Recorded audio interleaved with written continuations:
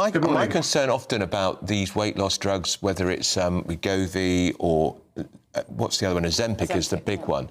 A lot of people are not having them prescribed by their NHS GP. They're getting them off the internet, so you don't know if they're appropriate to have the drug in the first place, but are they even buying the right ones? Are they getting poorer black market versions? Yeah, I think it's a real problem.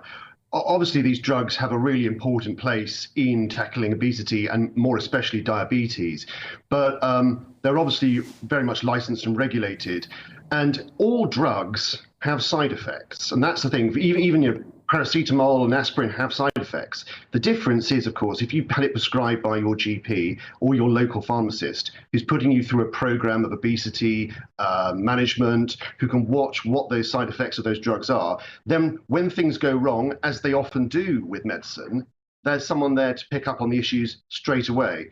And so I think one of the biggest issues is people self-prescribing through these online pharmacies and then not noticing until it's much too late that the side effects they're having could be catastrophic and life-threatening. Certainly some of the reports are that people who would not be clinically eligible for this drug are buying it to lose a bit of weight. So people who would like to lose a few pounds but aren't clinically obese are pumping themselves full of this drug. Do you think that is part of the cause of this increase in side effects?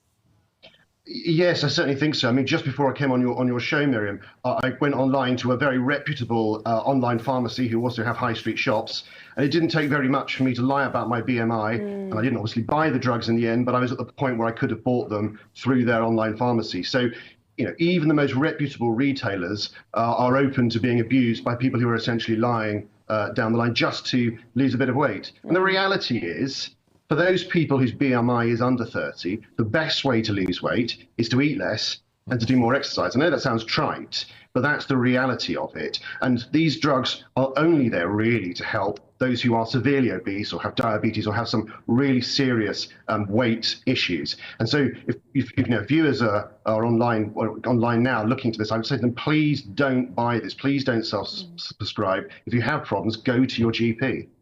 Trouble is, they can't get to see a GP often, Greg. That's the problem, which is why I suspect they go down the online route.